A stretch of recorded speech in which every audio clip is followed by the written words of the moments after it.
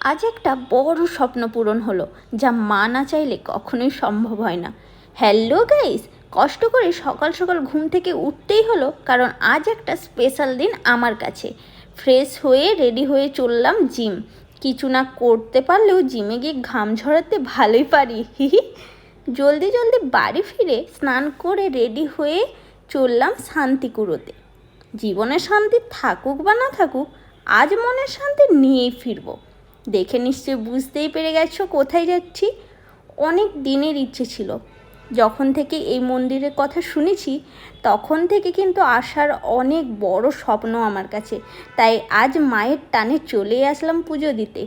এসেই প্রথমে পুজোটা দিয়ে নিলাম, তারপর অনেকটা সময় কাটালাম মায়ের কাছে বসে।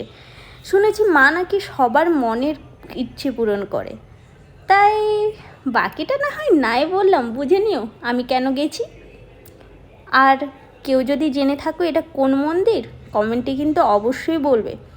যাই হোক, চারিপাশটা মন্দিরে ভালো করে ঘুরলাম।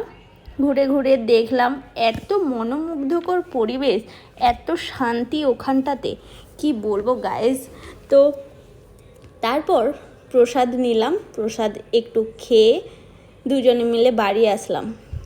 সত্যি মা না চাইলে এই মায়ের কাছে আসতে আমি কখনোই পারতাম না। তো তোমরা যদি এই মন্দিরটাতে যেয়ে থাকো তো কমেন্টে অবশ্যই বলো কোথায় এসেছি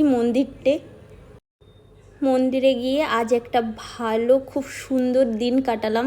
চারিপাশটা দেখে এত ভালো লাগলো। তো বাই গাইস, দেখে